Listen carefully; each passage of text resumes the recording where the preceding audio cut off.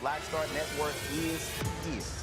Hold no punches. I'm real revolutionary right now. Support this man, Black Media. He makes sure that our stories are told. Thank you for being the voice of Black America, Roland. Stay black. I love y'all. All momentum we have now, we have to keep this going. The video looks phenomenal. See, there's a difference between Black Star Network and Black-owned media and something like CNN. You can't be Black-owned media and be scared. It's time to be smart. Bring your eyeballs home. You dig?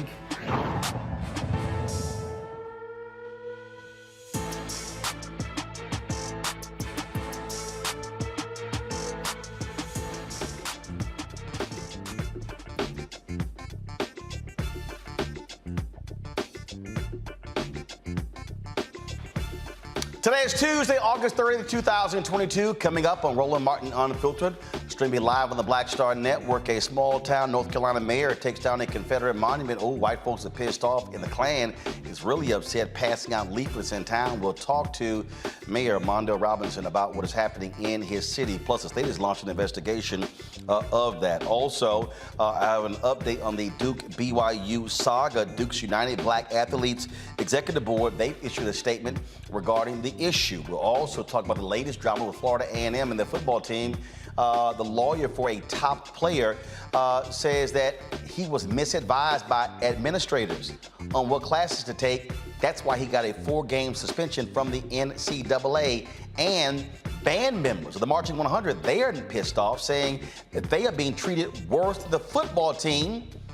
Wait till I tell you about them taking 13-hour bus rides, having to eat cold meals, and not even being able to shower after games.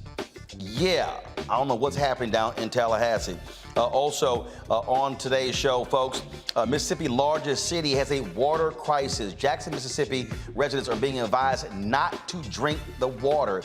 That's coming from the governor. But why isn't the governor partnering with the mayor on this very issue? Yeah, we'll sit here and talk about that issue as well. Folks, a lot of things going to be covering here on Roland Martin Unfiltered.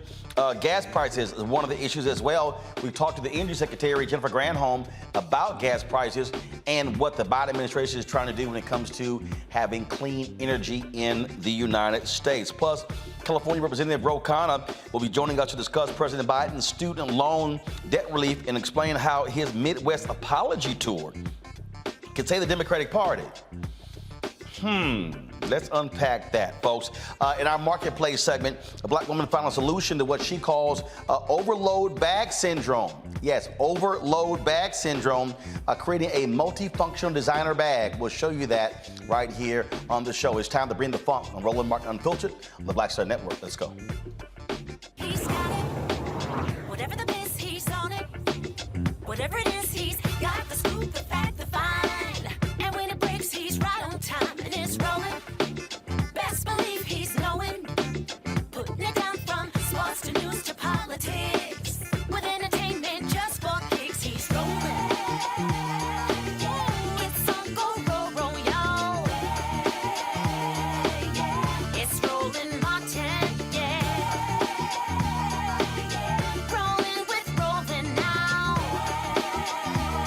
He's funk, he's fresh, he's real, the best, you know he's Roland Martin now.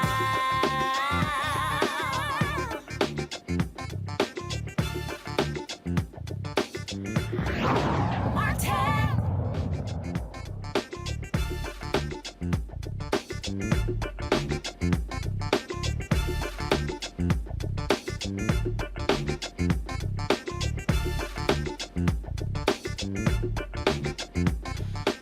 All right, folks, black mayors all across the country, they are sick and tired of Confederate monuments, and the mayor of Enfield, North Carolina, took down one of those monuments. Mondo Robinson said enough is enough. He replaced a white Republican mayor in that particular town in North Carolina. The decision to topple the 94-year-old monument on Sunday night was based on the best interest of the nearly 2,400 people who live in the city, 85% of them black.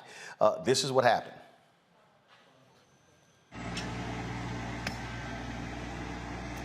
Yo, it's time for this monument to come down. People voted. I tried with a hammer. That wasn't enough. So now here come the tractors. Drive it down. Yes, sirs. Yes, sirs. Yes, sirs. Death to the Confederacy around here. Push that little one over too, bro. All of it. Not in my town, not on my watch. Not in my town, not on my watch. Not in my town, not on my watch. All right, folks, as a result of that, white racists were not happy. They began to post these notes all around town. Not happy at all. It says, white people of Enfield, you have let a nigger, their word, tyrant, stomp on your white heritage. What will you do? Don't let them get away with anything. Loyal White Knights, the 24/7 phone number as well. Listen to their podcast and their phone number for them to call in. Joining us now is the mayor of Enfield, North Carolina, Mondale Robinson. Glad to have you back on the show, Mondale. So folks have not been, the white folks, they have not been happy with you. Look, the same thing happened in Birmingham. Randall Woodfin took a monument down there. You had Stephen Reed in Montgomery, Alabama did the exact same thing. And so, I mean, look, you have these places, these majority black cities where they have been forced to keep these monuments up by Republican legislatures. Yeah, it's good to see you, Ro. I hope you had a good vacation, brother. Here's the problem for me. This monument has stood since 1928 in that park, and in my entire life, and I'm only 43 years old, that park was called the White Folk Park. It wasn't too recently till it got a name, Randolph Park. Everybody in Enfield know that park as the White Folk Park because black people first were not allowed there. When they were, that monument was at, a water fountain was added on that monument that said white folk only. Later in the years, after it was placed there, they etched on the back some ode to other wars. But the main purpose of that Confederate monument, my man, was to remind black people that the Confederacy was still alive. And this is some of the sentiments we've received, not just that leaflet that you saw from the Klan, but some of the emails I've been receiving from white residents and also white people all over this country about the invisible empire and how black people need to understand that the Confederacy has never died and will never die. And I mean, you know, for me, it was a no-brainer. My dad suffers because he was the son of a sharecropper. My grandfather died not even being able to walk. My mother has memories of being sprayed with water hose. And I, you know, deal with PTSD that's definitely associated with the epigenetics. And that PTSD was every time I saw that Confederate monument on the front of that statue, I felt some type of way. This park is less than a block away from my house. And it had to go. So, you know, I'm not going to sit around and talk about it. I'm just going to do it. And whatever the legislature want to do, whatever the SBI want to do, we can deal with that when it's time to deal with that. Now, is there a state law in North Carolina that prohibits Confederate monuments from being taken down or removed without approval from them? So this is the tricky part. There is a statute that was passed 2015 and modified in 2017 in North Carolina that says the state cannot move, remove, you can't permanently move or remove statues that are odes to veterans or that are murals to veterans. But that's if the state own it. There are some exceptions if it's personally owned by a private group like the Daughters of Confederacy, or if it's property of a town or a city, the state does not want you moving those monuments. But my board voted 4-1 to remove it, so I did that, knowing that we had exceptions. There are exceptions for moving monuments if it poses a public safety or a risk to the public health. And I feel like black children seeing this monument in the front of swing sets at a park is definitely a threat to their personhood. And I felt that's enough grounds to take it down the way I took it down. And so with this, with that particular statute, in the case of Alabama, there's a fine. There were people who stepped up, paid the fine in Birmingham, paid the fine in Montgomery, and they moved on. What are the repercussions you might face in North Carolina?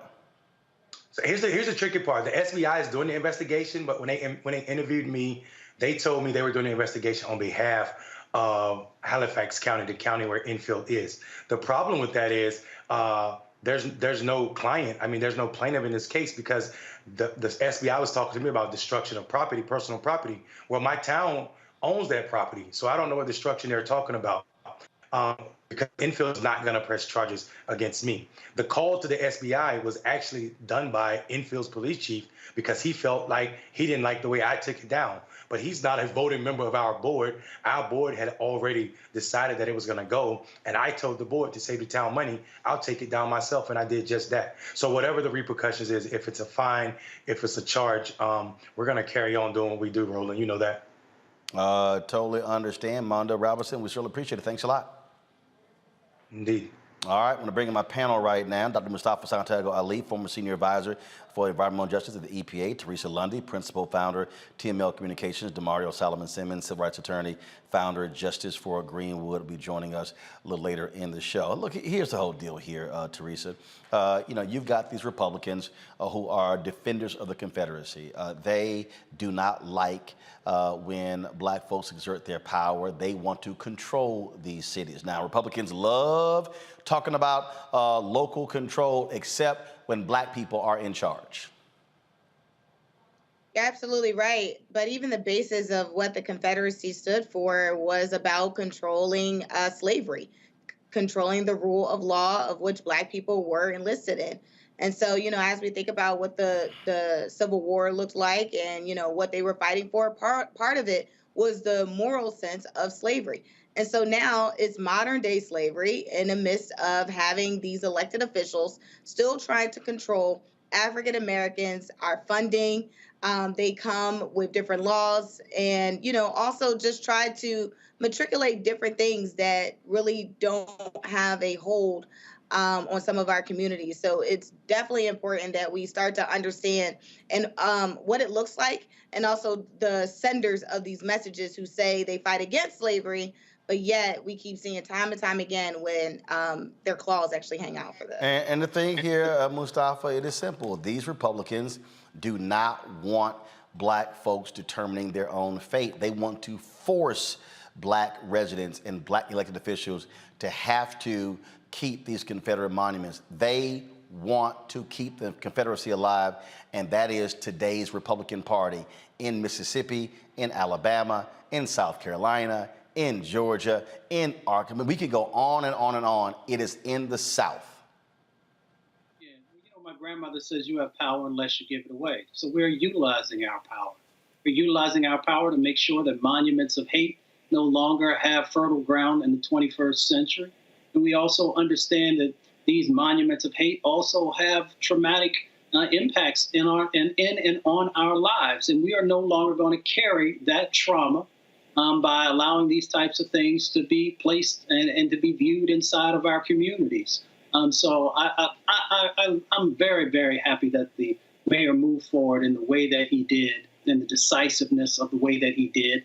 And I hope that all of us will also back him up. If there's a fine, we should make sure that the money is raised in a matter of minutes to make sure that that's taken care of. I just get a kick out of the folks, again, who do all they can to defend this nonsense. All right, folks, got to go to a break. We come back on Roland Martin Unfiltered. We'll talk about President Joe Biden challenging Republicans, saying, how in the hell y'all pro-law enforcement, but y'all pro-insurrection? Is the president finally getting tough on Republicans as we head to the midterm elections? We'll discuss that next. You're watching Roland Martin Unfiltered on the Black Star Network. Don't forget to download the Black Star Network app, available on all platforms: Apple phone, Android phone, Apple TV, Android TV, Roku, Amazon Fire TV, Xbox One, Samsung Smart TV. By joining our Bring the Funk fan club. Our goal is, again, folks, we need to get $100,000 this month from our fan base. We are at about 85,000. So if you can send your check and money orders to P.O. Box 57196, Washington, D.C. 20037-0196. Cash App is $RM Unfiltered. PayPal is R Martin Unfiltered. Venmo is RM Unfiltered. Zelle is Roland at RolandSMartin.com. Roland at RolandMartinUnfiltered.com. We'll be right back.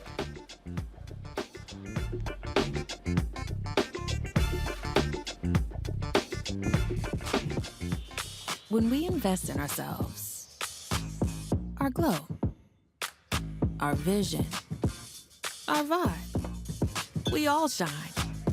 Together, we are black beyond measure.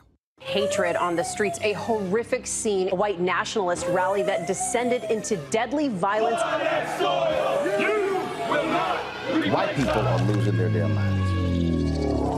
As an angry pro-Trump mob storms the U.S. Capitol, we've seen shooting. We're about to see the rise of what I call white minority resistance. We have seen white folks in this country who simply cannot tolerate black folks voting. I think what we're seeing is the inevitable result of violent denial. This is part of American history. Every time that people of color have made progress, whether real or symbolic, there has been what Carol Anderson at Emory University calls white rage as a backlash. This is the rise of the Proud Boys and the Boogaloo Boys. America, there's going to be more of this. Here's all the Proud Boys, guys. This country is getting increasingly racist in its behaviors and its attitudes because of the fear of white people. The fear that they're taking our jobs, they're taking our resources, they're taking our women. This is white fear.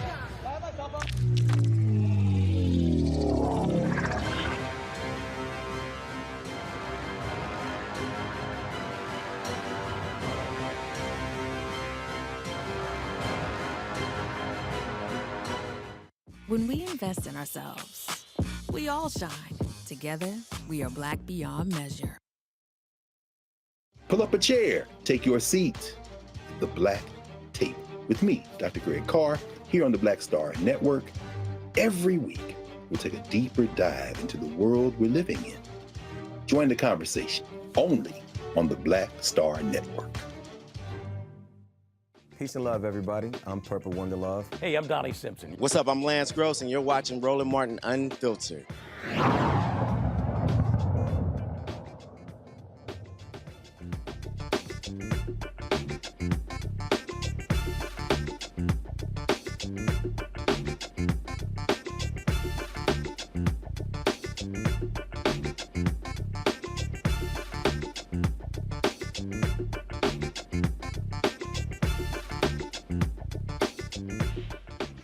Folks, in the state capital of Mississippi, Jackson, thousands are without water. The governor is telling them, don't drink it, use bottled water. This has been a fundamental problem for quite some time in Jackson, Mississippi. The mayor, Chokwe Lumumba, declared a water system emergency. He says complications from the Pearl River flooding caused a massive pump failure at the water treatment plant. The governor, Tate Reeves, issued this warning. Please stay safe. Do not drink the water. In too many cases, it is raw water from the reservoir being pushed through the pipes. Be smart. Protect yourself. Protect your family. Preserve water and look out for your fellow man and look out for your neighbors. Reeves said the cause of the problem is unknown. The city-run water treatment plant has been poorly operated and understaffed for years. When the governor made that announcement, the mayor was not there. Joining us now, Jackson, Mississippi council member and Alpha man, Brian Grizzell, who represents Ward 4. Glad to have you here, Frat. First and foremost, Mississippi got more than $400 million in infrastructure money last year. Where in the hell did the money go? It was supposed to be specifically for pipes and water treatment facilities. You know, I believe that that's a really good question because to date, the city of Jackson has not received the bulk of that money. We received one tranche, I think roughly about $4 to $4 million, and the state is opening a program September 1, which will allow them to allow us to apply for a match of those funds. The infrastructure statewide is very antiquated, and we need help. And so the issue in the city of Jackson is actually more than 30 years old. It's just come to a head.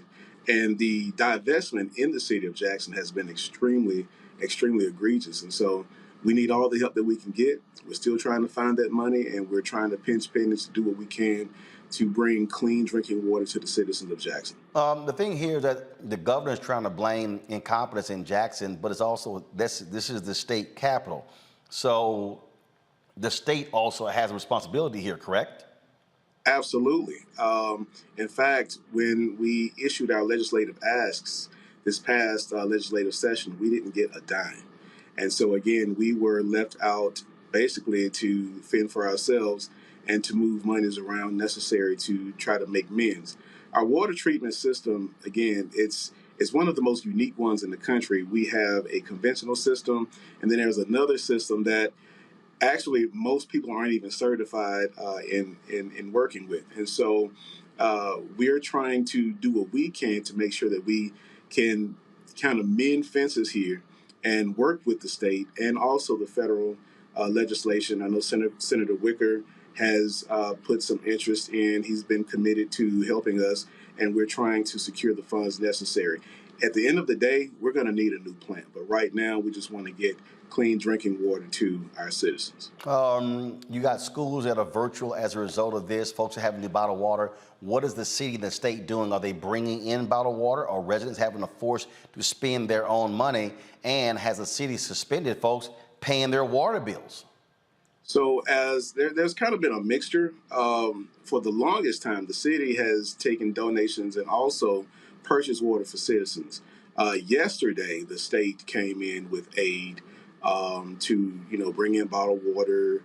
The Corps of Engineers have also come in with non-potable water to actually help mitigate some of the stresses of having drinking water. But for the longest time, the city has been doing that. Now, in terms of paying the water bills, so part of our issue was that the city stopped cutoff years ago, which is why we have a deficit in our enterprise fund. Well, now, hold on. When you say stop cutoff, meaning if people who owed their water bills, the city would not cut their water off. Correct. So that was another issue. And how first, it's so like in perpetuity. So somebody could literally not pay their water bill for 6 months and the city still wouldn't turn the water off? Actually, I know someone who we've been trying to work with who hasn't paid their bill in 7 years. Whoa, 7 years? Yes. And so as a result, we have a $27 million deficit.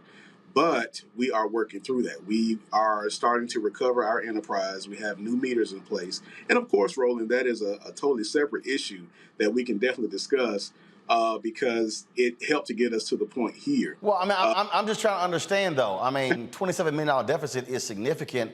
I mean, I get if you're a month or two behind, but damn, 7 years? Yeah, it's a decision that I wouldn't agree with. This is my first year in office. Well, I'm wrapping up my first year in office, but it's a business decision that I wouldn't necessarily agree with. But let's keep in mind too that the issue at hand is $1 billion problem. So that $27 million wouldn't even be a drop in the hat with this $1 billion issue. Okay, now when you say it's $1 billion problem, what does that mean? That in order to completely overhaul the water treatment facility in Jackson, Mississippi, you're saying the cost would be around $1 billion? At least $1 billion, and that's for a plant. But to actually overhaul completely, it may be even closer to $2 billion. For one plant? We have 2 plants in the city. Okay. Got it. And obviously, you're dealing with one of the poorest states in the country. Yeah. Absolutely. And Jackson, the people here, we're very resilient. We've always had to figure out ways to fend for ourselves because of the level of divestment that has taken place. We are the capital city of Mississippi, and we've always had to fight to remind people that this is the capital city of Mississippi. We have 8 major universities here. We have the state's #1 level 1 trauma center here. The teaching hospitals are here. Everyone comes here for health care, and they come here to learn. And we have one of the largest school districts in the state of Mississippi right here in the city of Jackson. And so a lot of other areas, of course, a lot of resources end up in these other areas, and we've just been basically drained dry of a lot of resources. But we continue to fight for our fair share, and we continue to make do with what we have. All right, Councilman Grizzell, Jackson, Mississippi. We surely appreciate it. Thanks a lot. Thank you. Mustafa, I want to start with you. I mean, this is what we're talking about when the president passed the massive infrastructure bill. Republicans fought it, although they love the money, and then taking credit for it. And this is what happens in America. I say this all the time. Americans, whether you're on the city level, county level, state level, federal level, we wait for stuff to break and then we go, oh, you know what? We might want to go ahead and fix that now. I mean, the idea of being ahead of the curve is just lost because everything in this country is, oh, that's going to cost too much until it completely breaks down. When it breaks, it costs us twice as much, sometimes 3-4 times as much. So let's be clear about what's going on in Jackson.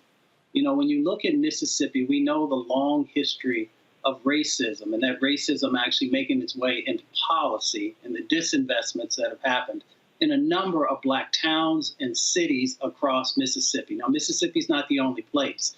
We also know that dollars have been sitting in something called the State Revolving Loan Fund. So the feds send money to the states, and then the governor or a commission determines the areas that they are going to then invest dollars in. And we know that there have been a number of governors across the South who have refused to move forward on those water infrastructure dollars that are so critical. Now, one of the things that we should do is for the loan programs, we got to make sure that they are, at a place where those cities that are having challenges can actually, utilize those dollars. But the other part of it is we also got to continue to expand out the grants so that people don't have to pay those dollars back, even when they're low interest loans. So the reality of the situation is across the South, we've had those governors that refuse to make the investments to build infrastructure or rebuild infrastructure. And then in some places, deal with the crumbling infrastructure that's going on. Teresa, I'm going to go back to what I said when it came to Confederate monuments. You have these Republican legislatures, Republican governors who want to bleed Democrat cities, Black cities. They want to force them to fend for themselves. You're absolutely right. And this is a prime example. I think, when we had the American Rescue Act plan where they announced millions of dollars were going into states, I'm really looking for the governor here. I was looking for, some statements, some operational plan to actually help this city out of this strategy with the funds that they received. There's no reason why, we're still, just putting Band-Aids on this situation when clearly there's a problem. When people and businesses and communities are flooded, that ultimately has other repercussions. And I'm not sure why on the federal side, it's the funds aren't matriculating, and also on the state level, why the funds aren't being given to the states so they can actually have that forward thinking. It shouldn't have taken an election year in order for it to probably change, because these people need it right now. DeMario, when we talk about again, we just one thing after another, and again, we can go from city to city and we see this. We see environmental racism. We see the lack of building. We see folks wait until bridges collapse, then go, oh, let's fix it. Then they say, oh, well, we got schools and other buildings, and it's one thing after another. This nation just doesn't give a damn about infrastructure because everything is, oh, it's going to cost so much money. Yet it's amazing how we can find money to give the military 40 and 50 billion more than even asked for, more than in the Biden budget. How we keep spending money there. If you want to understand a country's priorities, look at where they spend their money, and then they say, well, we don't have any money to fix it. But then again, when something collapses, people die. Folks can't go to work. And look, we talk about water here. Look what happened in Flint. There are people in Flint, Michigan, who lost children because of the infected water. There are individuals there whose generational lines are going to be impacted because of the lead poisoning that is in their bodies. Folks are going to be monitored for the next 30 years. You're now talking about that's now in the DNA of folks. So people may think, okay, yeah, it's water, but something as basic and fundamental as water has generational impact when your systems get destroyed and the people are infected as a result. Hey, man, good to see everybody tonight. A few things. Number one, yes, it is water, and that's the most basic element of life. You have to have water to drink, to bathe in, to sustain life. And when you're talking about even utilizing bottled water, that is not a solution. I mean, you know how many bottles of water it takes to fill up a tub? I mean, you're talking about over 100 bottles of water. So that's number one. This is a massive issue. Number two, Roland, I think we want to continue to reiterate what you said off the top. This is a systematic disinvestment into Black-led and/or Black majority cities. This is purposeful. They want this to happen to Jackson. They don't care that this is happening to Jackson, because although we're looking at some white people on this video, Jackson is a majority Black city, and it's ran by majority Black politicians, including their very progressive, the mayor. So they want to see the systematic failure. These things do not happen in suburban America. These things do not happen in white communities. This is in Black communities. This is a direct result of Reaganomics.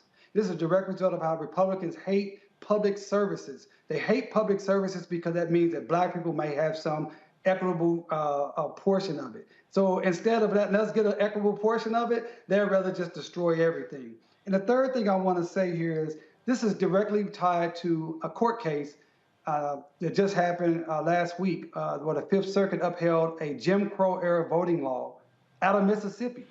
Because Mississippi, the thing they care about most is not football, is not water treatment plants. It is about oppressing white Black people and making sure Black people have the worst lives possible. So this is the outgrowth of those three things.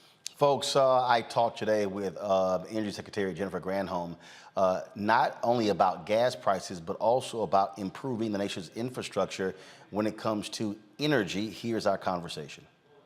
Today, then, a few months ago, with the drop in gas prices, I filled up my Navigator last night, and it was, I think it was $3.86, which is a lot better than when it was $5. Right.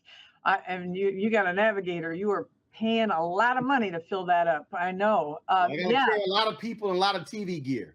Yeah. Well, the good news is that really this has been dropping every day practically for the past 11 weeks. And it's because the president decided that he was going to release 1 million barrels a day from our strategic petroleum reserve, which of course we've got millions of barrels there in case of an emergency. And in this case, the emergency was not just that prices were going up. Of course, that is an emergency for many people, but it was due to the fact that Putin invaded Ukraine, and that because Russia is a huge exporter of oil, and gasoline comes from oil, and oil is traded on a global market, and all those millions of barrels that were pulled off that because of that invasion, the president said, we've got to fill up that hole that was left by not having those Russian barrels of oil. So he releases 1 million barrels a day, still happening, from the Strategic Petroleum Reserve, and called upon our oil and gas companies to also increase production as well as international ones. So we're starting to see it balance out now. And the release from the Strategic Petroleum Reserve will stop in October. And our Energy and Information Administration projects that where we're at right now is probably where we're going to be through the end of the year. How do you respond when your Republican critics say that President Biden has made it harder to produce gas in the United States? We've fallen behind other countries. Yet when I talk to environmentalists, they say there are thousands of permits that oil companies are not taking advantage of. Yeah, in fact, that is definitely true. Lots of acres that are not being used. But here's the thing is that we will be at record levels of oil production next year. So the fact that the notion that the Biden administration is somehow stopping production is just not accurate. I think that was an argument they may have waged 6 months ago, but they know that that's not true. I haven't been hearing that lately because, in fact, we have been exporting and extracting all manner of oil and natural gas as well. We are at record levels of exporting of natural gas. But I will say this, Roland, what's really important is that the president recognizes we're in this moment right now where supply did not meet demand. Demand was going up, supply was not there, and that's why he wanted to increase supply. But ultimately, it demonstrates that we have to move to clean, reliable energy And that's why he's really put a big emphasis on moving in that direction so that we can, plug in electric vehicles and have solar panels and all of that, and to bring down the prices of all of those so that everyday citizens can take advantage of it. That's really what the Inflation Reduction Act is all about, is making products accessible to people so that they don't have to pay as much for fuel. I'm glad you mentioned that when we talked about renewable energy. I was looking at this tweet from conservative radio host Eric Erickson. He was complaining about how he had to drive back and forth long distances and said, we're not ready for electrical vehicles. And I responded to him. I said, well, Republicans would get the hell out of the way. We wouldn't have the problem. I said the solar panel industry was an American invention. They ripped President Jimmy Carter when he put solar panels on top of the White House. Now China is a leader. I said, well, if Americans had embraced solar panels, we would not be behind China.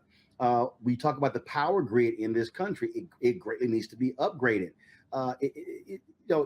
It's amazing to me the number of people who don't understand, well, if you block the ability to move forward with electric powered vehicles, you don't put enough power stations out in the country, then you're always going to be running from behind. Right. And this is what's so great about this Inflation Reduction Act, is that it incentivizes the building of solar panels in the United States. Solar, by the way, is the cheapest form of energy in most places. As you can imagine, it's just the sun beaming energy at us all the time, and we can capture it, harness it. You can plug in an electric vehicle and you have solar panels. You know what? You pay the equivalent of about $1 per gallon to drive an electric vehicle versus driving a regular gas-powered vehicle. And the Inflation Reduction Act doesn't just incentivize solar panels. It incentivizes the making of electric vehicles in the United States. It incentivizes the making of wind turbines and all of the parts for wind turbines and the batteries for electric vehicles. It creates a whole clean energy industry in the U.S., which ultimately will make us more energy secure and not have to rely so much on the volatility that is coming from imported or fossil fuels. So what's really exciting to me is that the president has said, no more are we going to stand by and let China take these manufacturing jobs. We're going to bring them back to the United States. We're going to put people to work, and we're going to give people cheaper energy. And that's a really great thing. And that, on that point, that's what I'm just terribly confused by when I listen to critics. You're talking about, well, if we produce our own solar panels, that's jobs. If we're producing power stations, that's American jobs. If we're upgrading our grid, that's job. I'm just trying to understand, why is it has to be either or? Oh, fossil fuels, but we can't do what they call green, when in fact it actually helps us in the long run and it helps us economically.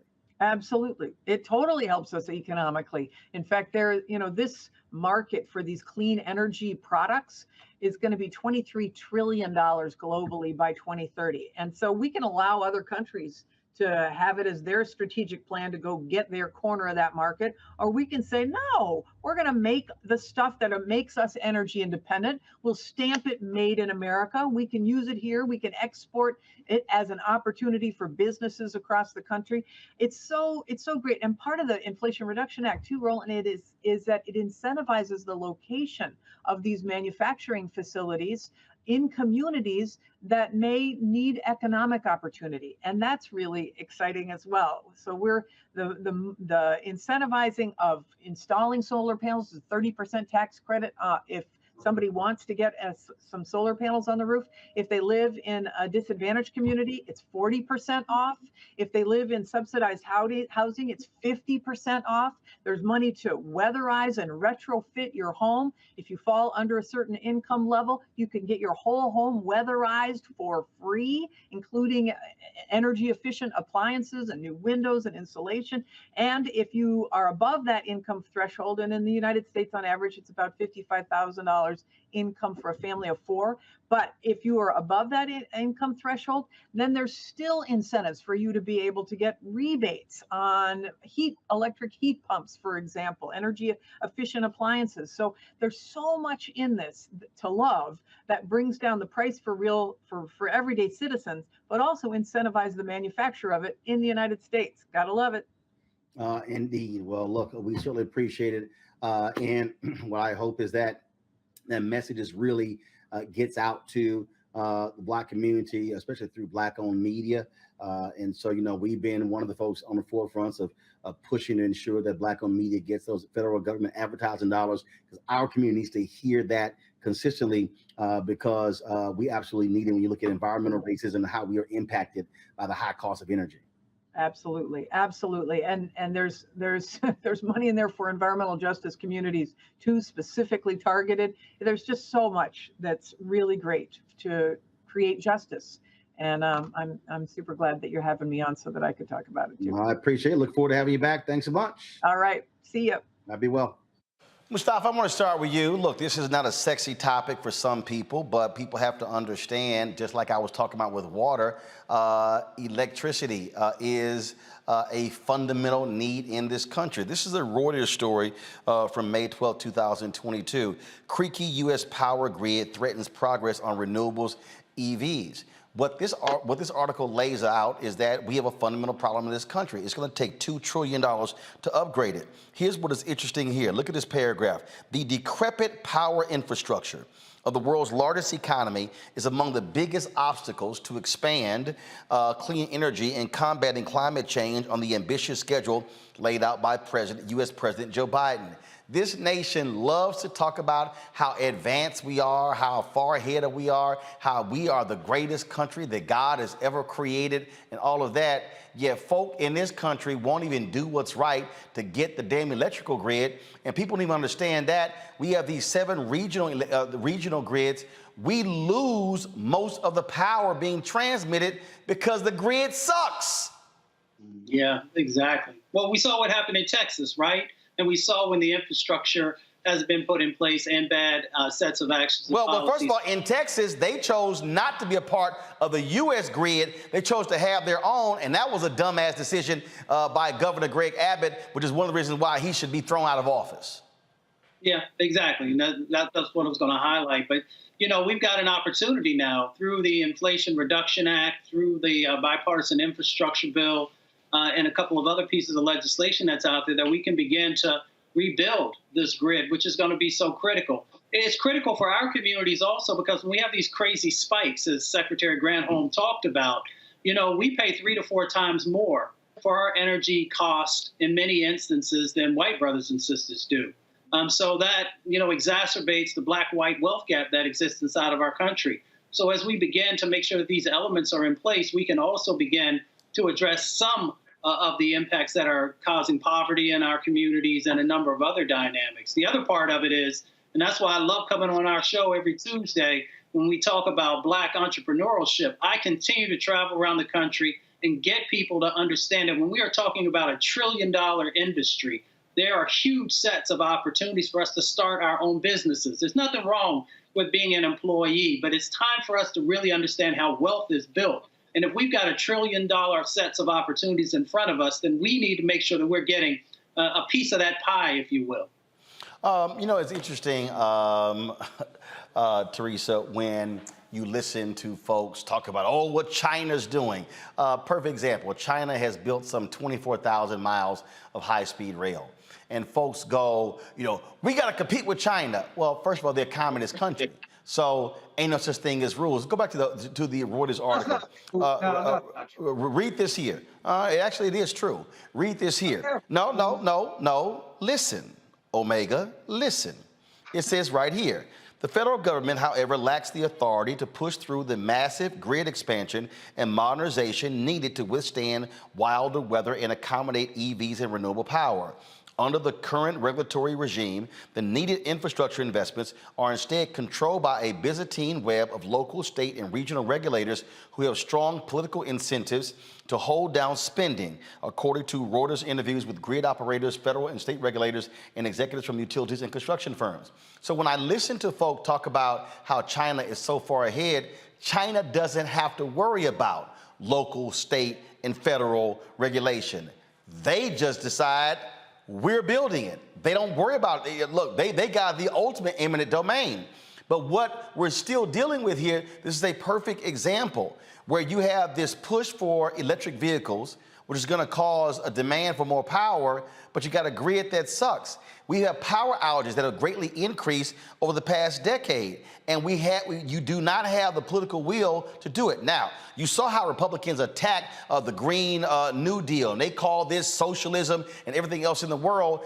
They would prefer to stick with the oil and gas industry, fossil fuels, change nothing, and we don't want to spend any money right now, and let's wait till this whole thing blows up and then go, maybe we should fix the problem.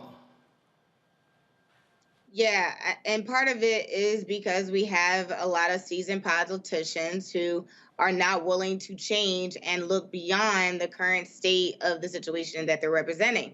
And so, we have a lot of folks that's talking about the Green New Deal, that's talking about, the $1 billion investment that we can actually invest in energy, sufficient utilities.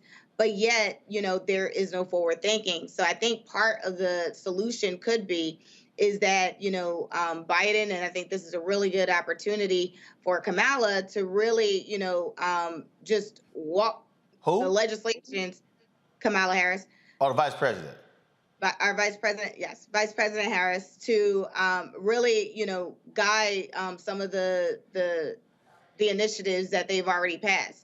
I think if they do that, it really would give cities and states a real opportunity to kind of, start to rethink their best practices and forms so we can actually figure out, what the path looks like in the next 20 years, because in the next 5 years, we don't know. I mean, look, one of the things that you have, happening right now, look, California is going to outlaw gas vehicles. Again, though, that's great, but you have to keep up with electric vehicle power stations. The Wall Street Journal had an article about a month or so ago, Mario, that was actually frightening, where a journalist and a friend of hers, they took a cross-country trip from New Orleans to Illinois, and they detailed the biggest problem they had. Some stations, it charged faster than others, the cost, they couldn't find stations. They said there was not a single electrical vehicle power station in the city of New Orleans. Not one. And so if we're talking about moving to this, you're going to have to, making the cars is one thing, but having the system in place to be able to handle that. If you're driving from, one state to the other, you got to be able to do it. And one of the things that this article details, the long waits they had to go through just to recharge. That ain't gonna do it for a lot of people. Well, I think we have to just be real honest about what this country is about. As my good friend Rezema talks about, the organizing principle of America is the plantation. And the plantation was to maximize profits.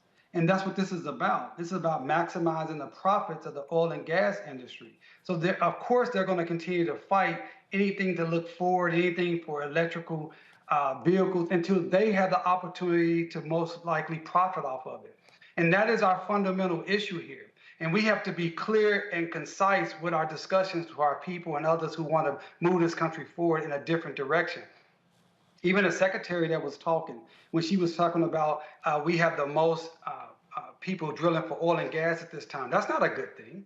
We don't need to be having that. When she talked about the president, bringing down oil and gas prices, well, let's be honest with people. The president does not set oil and gas prices. Oil is an international commodity. So I just, we have a lot of kind of I don't want to say disinformation, but not full explaining of what's going on here.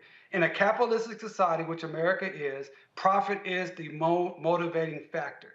Until that changes, we will never have the type of changes that we need that's best for people, everyday people, and for generations of people. And that is the issue we must be very clear on.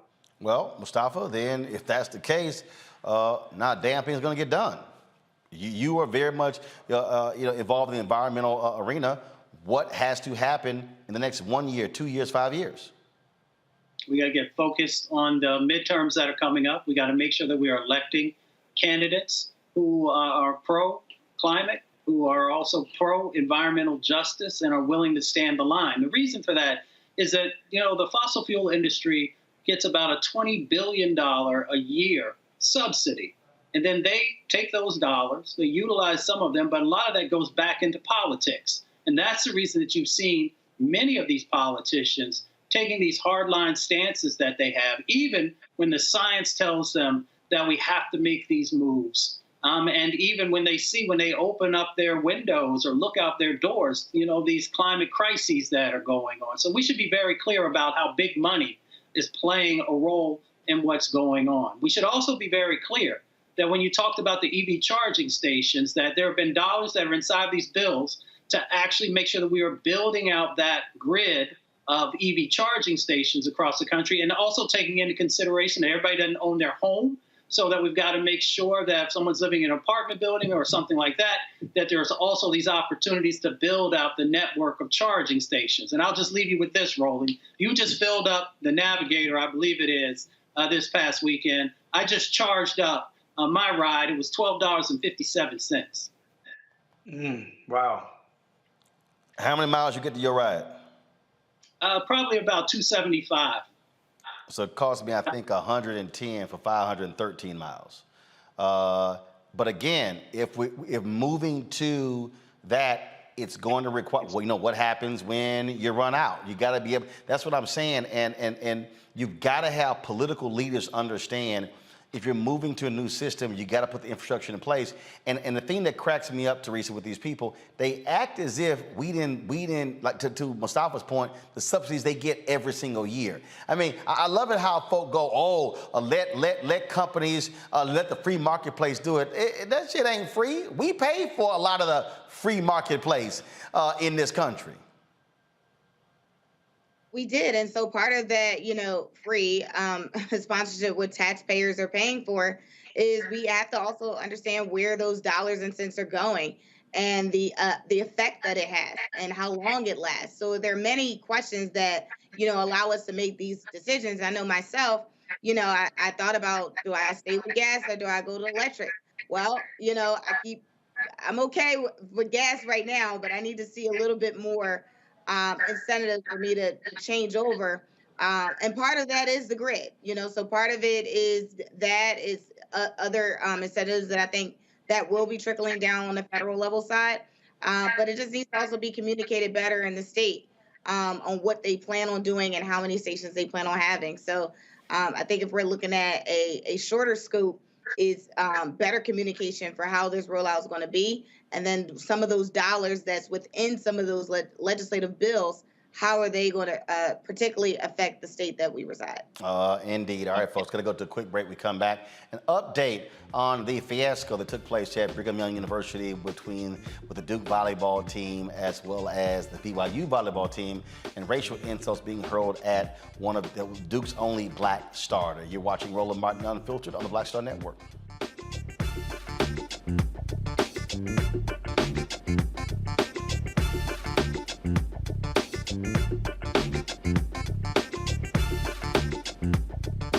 When we invest in ourselves, we're investing in what's next for all of us.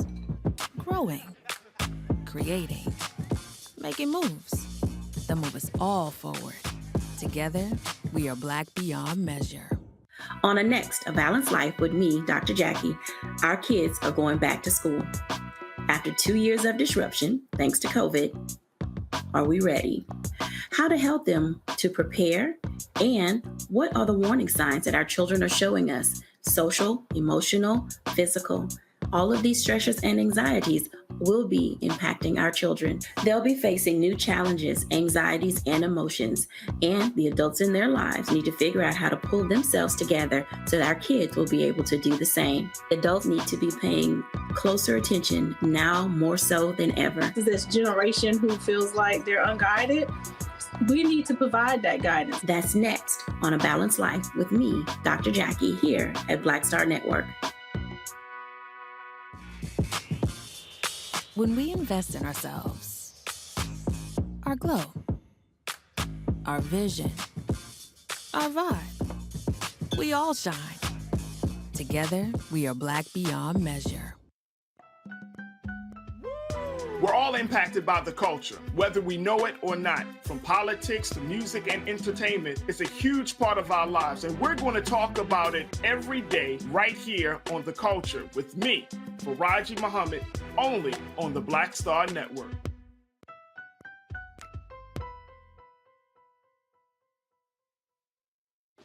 Hey, I'm Antonique Smith. Hello, everyone. It's Kiara Sheard. Hey, I'm Taj. I'm Coco. And I'm Lily. And we're SWV. What's up, y'all? It's Ryan Destiny, and you're watching Roland Martin Unfiltered.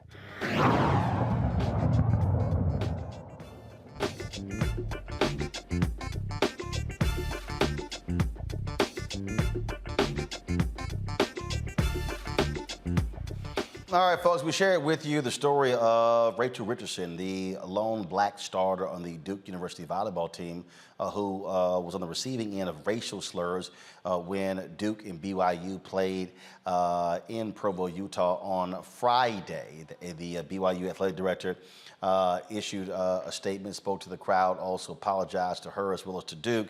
Now the Duke United Black Athletes Executive Board, they also released their own statement with regards to what took place. This is what they had to say. Duke United Black Athletes is aware of the heinous incident that took place on Friday, August 26th at the Duke versus BYU women's volleyball game. For those unaware, black student athletes were repeatedly called racial slurs throughout the match. As an organization, we acknowledge the role that both Duke and BYU played in allowing this to take place. While we understand universities cannot control fans, we are disappointed in the lack of immediate action from both institutions. After learning about the incident, reflecting and discussing, we feel that it is of utmost importance to express our support and solidarity with this student athlete. It is disheartening, to say the least, that black student athletes continue to experience these traumatic events. UBA's next step is to assist athletic departments with putting policies in place that offer better guidance and solutions for how to prevent situations like this from happening and or escalating, starting with Duke. Unfortunately, policies are not and will never be enough. UBA encourages doing the work and staying educated to actively be an anti-racist and aid in creating comfortable spaces and environments for everyone in and out of athletics, signed by the Duke United Black Athletes Executive Board. Demario, I found it interesting. Is it me? Are civil rights groups kind of quiet? Yeah. Or is that just me? I haven't really seen a lot of civil rights groups. I've seen civil rights leaders participate in this. You know, the thing about this, I want to just say to people, if you find yourself in this position where you have been attacked with violence, remember when the N-word is projected towards a black person, that is violence. And in that situation, that young lady was unprotected by her school, by her teammates, and by the opposing party. What needs to happen in this situation, if you find yourself, those who are listening, all of our audience members, number one, resist the urge to try to prove your humanity to the ignorant white person that's heaping violence upon you. You do not have a duty to prove how nice you are. You do not have to say, hey, I want to prove to you I'm a nice person and talk to them about what would Jesus do and all that stuff. This person is proven to be a racist and a violent one at that, to spew the N-word towards you. Number two, if you're in an educational setting, you need to file a Title VI complaint with the Department of Education. Number three, you should file a police report, because at minimum, it's intentional infliction of emotional distress, but it's also an assault. Assault is when someone puts you in imminent apprehension of fear of bodily harm. If somebody, a white person in public, is calling you the N-word, you are in bodily danger, and you should report that as a crime that it is.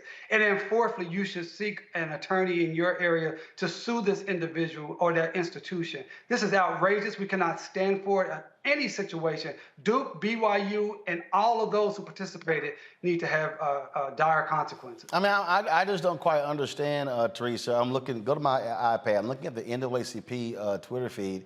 I see a post last night about Serena's daughter watching her play. I literally don't see a single post from the NAACP regarding what took place with this student at BYU. What the hell?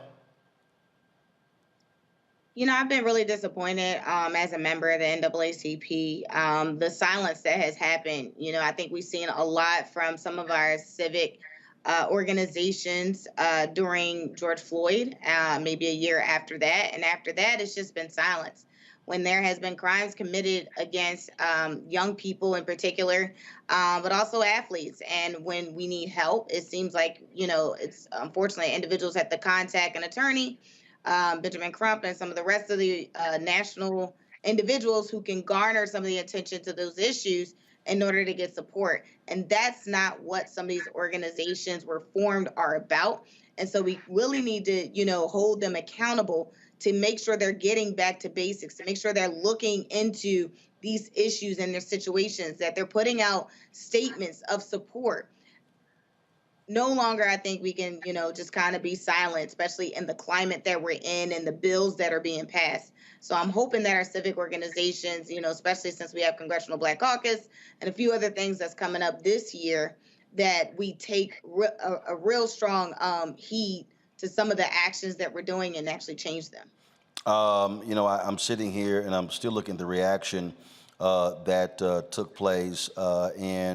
Rachel Richardson, she appeared on Good Morning America as well as on ESPN as well. And bottom line is a strong young lady, but folks need to protect folks like her. Look, look what happened when it was the athletic team that was pulled over. Were they a volleyball team too? I can't remember, in Georgia by the state troopers and on total BS charges. And so we see what happens even when our students, athletes, Mustafa, are just doing the right thing. They still are being subjected to racism in 2022. Man, I know this all too well. So first of all, the apology from BYU seemed very, very empty to me. It seemed very hollow. It was like something that they had to do. And I'd be curious about what their follow-up actions are. But I remember when I was an athlete in college, we had just got done participating in the dogwood relays in Tennessee. Everybody was excited about how, we had done. We were getting on our bus. And then, of course, there were people across the street who yelled out the N-word. And, of course, a bunch of us took off running after them. And then our coach grabbed us and pulled us back. And then there was this silence that was on the bus for the long, long bus ride.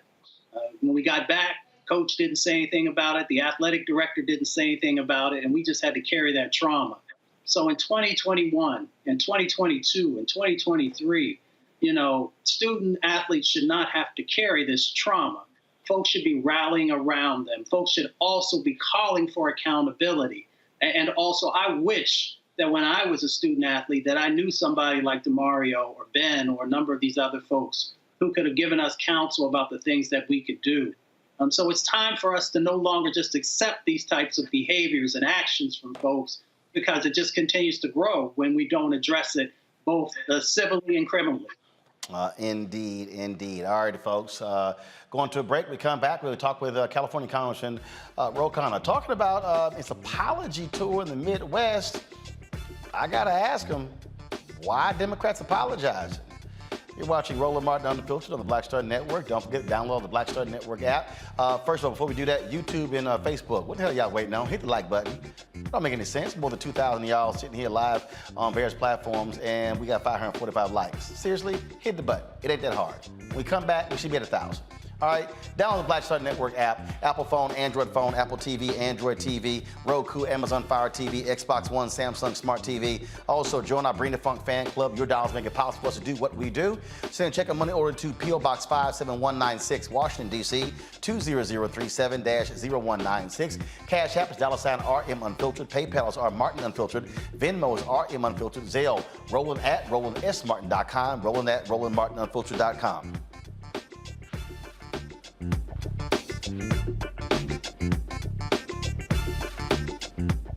When we invest in ourselves, we all shine. Together, we are black beyond measure. Don't you think it's time to get wealthy? I'm Deborah Owens, America's Wealth Coach, and my new show on the Black Star Network focuses on the things your financial advisor or bank isn't telling you. So watch Get Wealthy on the Black Star Network.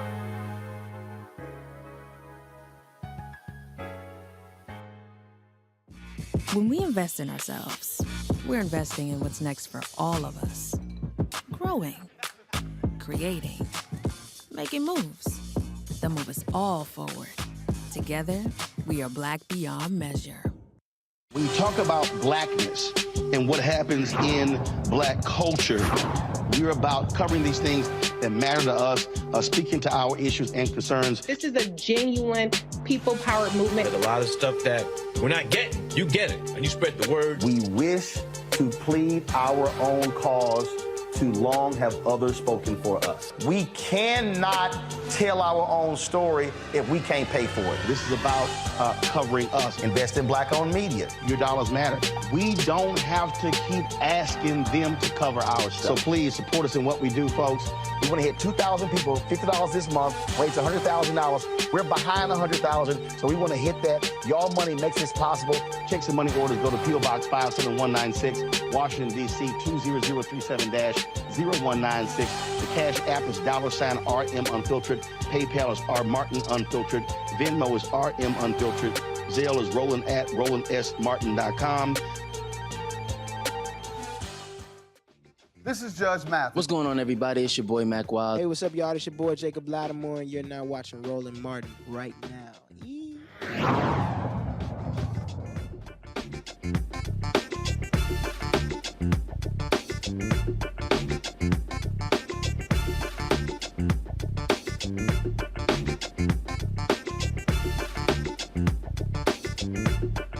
You look at politics, Democrats have been losing significant support in the Midwest among white voters. They've been holding steady when it comes to black voters. Whenever you hear the phrase, is the working class, man, they ain't talking about black people.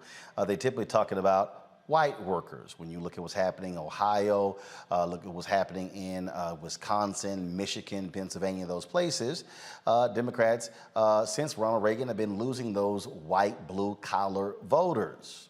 But the question is, why? Well, Congressman Khanna, California, is also the author of a new book. Let me give you the book here, folks. His book is called Dignity in a Digital Age, Making Tech Work for All of Us. He's been on an apology tour, hoping to save the Democratic Party. So, Congressman, glad to have you back on the show. What's the point of the apology? What's the apology tour? I wouldn't have called it an apology tour. I called it a new economic patriotism tour. I don't think we have to apologize. I think Ronald Reagan has to apologize for offshoring a lot of our production and a lot of jobs. And by the way, that didn't just hurt the white working class. As you know, that hurt black communities. A lot of the worst consequences were the Black South, were places like Chicago, places like Milwaukee, Wisconsin. And this president is bringing back manufacturing jobs. He's delivering on what Donald Trump promised. And I was out there talking about how we're now making semiconductors in America, how we're going to start to make solar panels in America, and how the party can rebring these manufacturing jobs to places where they left. This is one of the things that, this recurring theme, we saw this at the 2016 election. Michael Moore was on MSNBC constantly talking about how we need to listen to these people who live in these towns. And I'll be honest with you, Congressman, I don't want to listen to them. You got folks who are living in towns that are 90, 95% white, that are small towns. They're still trying to hold on to 1950, 1960 America. They don't necessarily believe in diversity. They whine and complain about what's happening on the coast, yet the reality is what's happening in urban centers is paying for the folks who live in those areas. And so I dare say, if you have these rural areas, these areas in the Midwest that are lily white like they used to, they're the problem because they frankly haven't kept up with the changing America. Well, but this is not just a problem in white towns. I mean, I was in Chicago. I talked to a steelworker, African-American steelworker, who's 45 years old. He said that when he was growing up, folks there made $30 an hour. Now many of his friends are working in warehouses because all the steel has left. And Bill Spriggs, who's an economist for AFL-CIO, has a great report how the loss of manufacturing jobs actually had the worst effect on the black community. And that's because the transition was the hardest given the racism for African Americans. So I actually think an agenda to rebuild America, to build new generation manufacturing, can appeal to both black voters and white working class voters. It doesn't have to be one or the other. So with regards to that, in terms of, so the conversations you're having, what are those conversations looking like? Because what is interesting is when I look at a lot of these places, they're getting screwed by the other party, but they're penalizing Democrats who are actually trying to help them. It is as if many of these people are voting against their own economic interest. Well, look, I think that obviously the neoliberalism that started with Reagan was the cause of it, but we have not done enough in this country to keep production here. I think we let too many of our jobs go offshore to China. We had this view that production didn't matter. We don't make masks in America again. We don't make baby formula in America. We don't make antibiotics in America. And I think the Democratic Party, you're right, actually has a vision of how we make things. The irony is I was saying that, and they said, well, wasn't Make It in America a Donald Trump thing? I said, no, it was actually an FDR thing. And then, of course, it was Lyndon Johnson who made sure that the FDR vision was inclusive to Black Americans, because the original New Deal, as you know, was not inclusive. So we as a party need to remind people that we're the ones that built the productive capacity of America and that we can rebuild it now, which is what this president is doing. Well, one of the things that we also are seeing, I'm going to ask you this question before I go to my panel, we are seeing a renewed focus on labor unions. For the longest, they were being chastised, criticized, losing significant support. That was a major Supreme Court case that many folks, even in the labor industry, thought was going to be their death knell. And I remember talking to Lee Saunders of AFSCME, one of the original partners of this show, and what he said to me was, he said, we got to get back to basics and explain to people exactly who we are. Folks, if you go to my iPad, this is what they put out. Gallup's, it says 71% of Americans now approve of labor unions. I think what you're seeing is you saw since Reagan this attack on labor unions as being bad for America. Now people realize, guess what? You got played. You've been screwed by corporations. They're sitting on billions upon billions of dollars of cash, forcing high productivity, not paying folks fair wages, and now they are seeing the results of that. And so you're seeing Starbucks employees, Amazon employees, and others, folks who are in these states who are saying we need unions to protect us. You're absolutely right. I think it's one of the most hopeful things happening in America, the unionization at Starbucks, at Amazon, at Chipotle. I'm leading an effort in California to have fast food workers organized. It passed in the legislature, and now it's going to the governor's desk. It would allow the fast food workers to finally have a voice on what they're being paid. And Roland, one of the points with manufacturing jobs, the only reason they were good-paying jobs is because of unions. The unions actually fought to make those good-paying jobs. So I completely agree that we need to stand up for unions, strengthen unions. Our president has done that. I mean, unfortunately, the PRO Act passed the House, hasn't passed the Senate. But whatever we can do to strengthen unions and increase bargaining power will help workers across the country. Questions from my panel. I'll start with you, Teresa. Yes, well, thank you so much for bringing the clarity to the forefront. So is there something that we could do at home to kind of, make sure this doesn't happen again?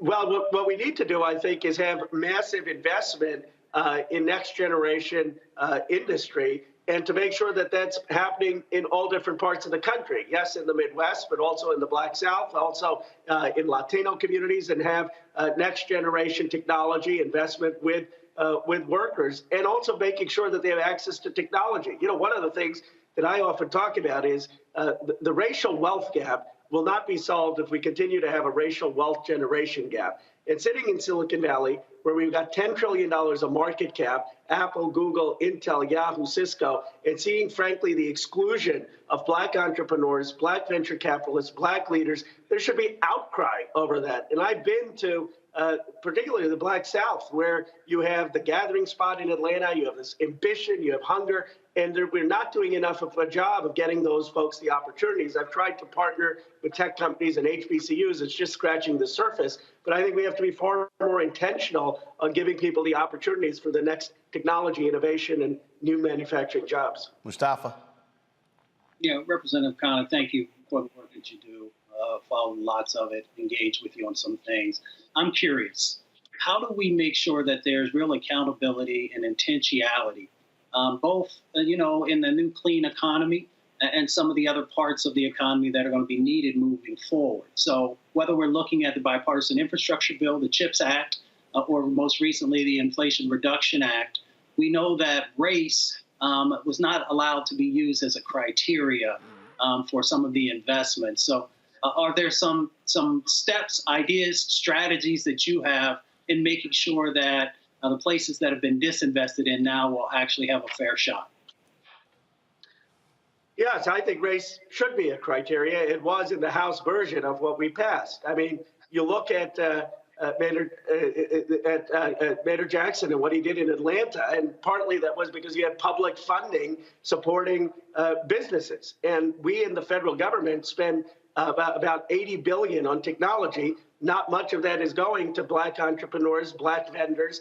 And so our original view with this CHIPS and Science Act that passed out of the House said it not only had to be geographically diverse, it also had to be diverse in terms of racial communities. I regret that the Senate version, what ultimately passed, did not have some of those criteria. I think it's for the administration at Commerce to make sure that when people are applying for that funding, that the racial composition is factored in because too many communities are excluded from a lot of that funding. DeMario? Yeah, Representative, good to see you. I just want to tell you I appreciate all the work you've done on behalf of my community here in Tulsa with the Tulsa race massacre. I know you did a lot of work with my good mentee, Tyrone Billingsley, so I appreciate He's brilliant. Yeah, absolutely he is. And I just want to, a couple of things I want to talk about. One bill that is Representative Hank Johnson, which is House Bill 3466. It is to be able to people to move forward to get justice for the Tulsa race massacre. I hope you'll get your staff to look at that bill. We'd love to see you as a co-sponsor on that bill. And another issue that we're working on here based out of Oklahoma, but impacts hundreds of thousands of Black people throughout this nation, are Black Native Americans who've been disenfranchised for their citizenship from the Creek, Chickasaw, Choctaw, Seminole nations. And they've been excluded for billions of dollars in federal funding and benefits because of that. Congresswoman Maxine Waters has been working really strong with us. Also, Congressman Danny Davis.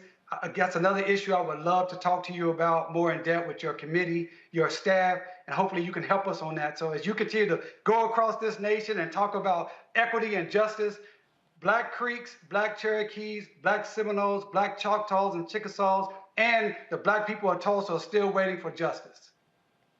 I appreciate that. I'm happy to get on Hank Johnson's bill. I really admire what Terrence is doing because obviously what happened in Tulsa was deliberate sabotage of the Black community succeeding. That's what it was, basically jealousy and envy that led to that. And he's trying to create a tech economy there and saying, look, we have to build an economy that can't be sabotaged. And I have tried to help him in making introductions into the tech community. But I'm happy to get on Hank Johnson's bill. I also agree with, by the way, I heard your earlier comments on that horrific racist incident against the volleyball player at Duke. And as someone, I actually transferred from Duke to Chicago, and I know this was 20 years ago, but for this to be still happening today, I mean, it is just appalling. And I agree with you that there should be legal action about that. There should be a police report. We had in Fremont someone who went to an Indian American and started hurling insults, and our DA actually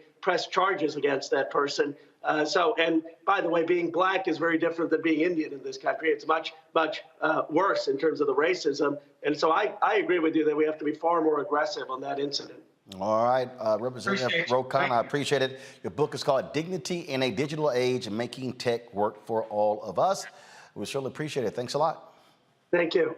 All right, folks, so we come back. What the hell is happening at Florida A&M University? Thank you. Their star linebacker has been suspended by the NCAA for 4 games. His lawyer says the university screwed up by not advising him properly on what credits to take when he transferred. Also, after last night's story, the Florida A&M band reached out to me, different members, saying they're being treated worse than the football team. Wait till I explain what's happening in Tallahassee.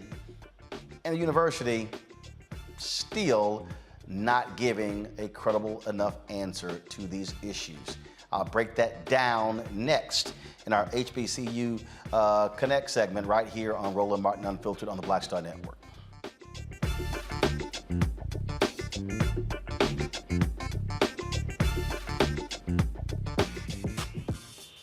When we invest in ourselves, our glow, our vision, our vibe. We all shine.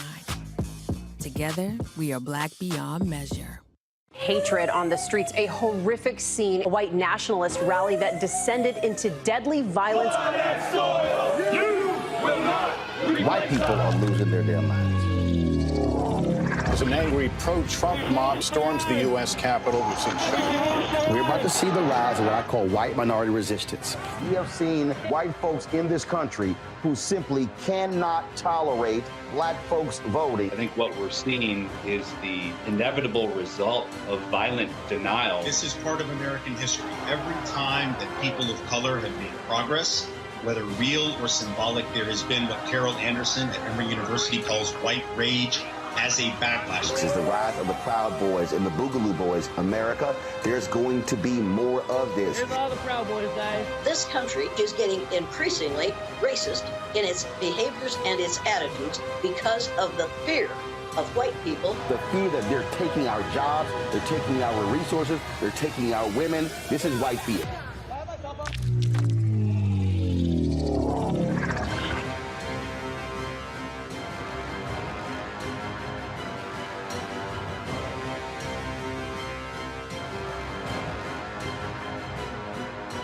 When we invest in ourselves, we all shine. Together, we are Black beyond measure. Next on A Balanced Life with me, Dr. Jackie, the great resignation is upon us. Yes, it's real. People, young and old, are evaluating their lives and making some determinations whether to stay or to go. But before you take the leap, you need to examine your motives and make a plan. It's not so much about doing this thing or starting this business or, leaving where you are to do something different. It's about getting in touch with you. How to make change while also keeping balance. Here on the next A Balanced Life with me, Dr. Jackie, on Black Star Network. Hi, my name is LaToya Luckett. Yo, it's your man Dion Cole from Blackish, and you're watching Roland Martin, Unfiltered. Stay woke.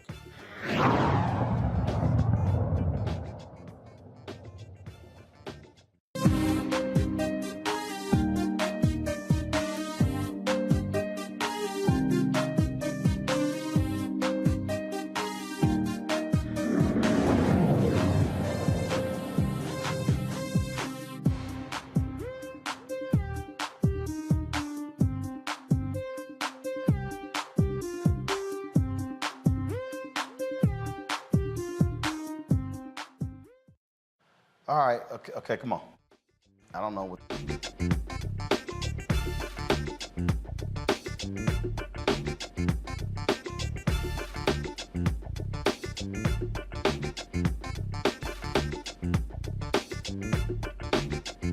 All right, folks, last night we told you about Florida A&M University, some issues that have been taking place with their football team. There were about 26 ineligible players who couldn't play in Saturday's game against the University of North Carolina. Well, the football players released a particular statement laying it out. And so the university then released a statement because the players talked about a fundamental problem they had with being cleared, the process they actually go through to actually to be eligible. And so the players had some damning allegations. The university responded with their own statement. This is what they actually published after the players' letter was released. They said, consistent with FAMU's long-standing commitment to maintaining a culture of compliance and performance with NCAA guidelines, we are justifiably proud of having achieved 13 of our 14 sports programs fully meeting the academic progress rate requirements per the NCAA's November 2021 APR report, in spite of rumors and misinformation to the contrary. Our compliance team, which includes partners from compliance, athletics, academic affairs, and student affairs, has been working diligently with athletics since fall of 2021 to implement plans for the remaining non-compliant program to meet the required APR score and join the others so that 100% compliance is achieved. Okay?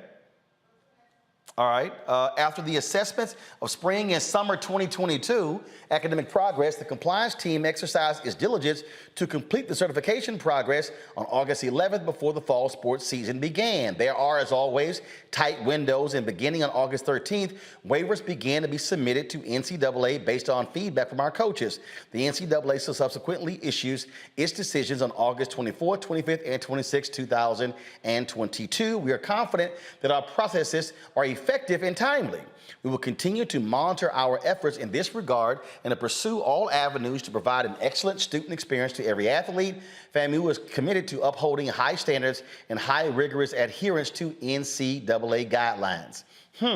That's interesting because the attorney for their star player, the top player in all of FCS, blasted them today. This tweet went out to the public today that laid out problems. This player, who's a star linebacker, he was suspended for 4 games by the NCAA. 4 games by the NCAA, y'all. And so if we can pull the tweet up, please. 4 games, y'all. Now, according to the lawyer says that he has information that the player was misadvised. This is what it says. Noted attorney Tom Mars tells ESPN he has signed documentation that FAMU star Isaiah Land, the best defensive player in the FCS last year, was advised to take the wrong number of courses this summer. That led to his ineligibility and eventual 4-game NCAA suspension. So here you got FAMU saying, oh no, our system is great and wonderful. We're doing everything good. Well, how in the hell is your star player suspended for 4 games? How? It's your star player.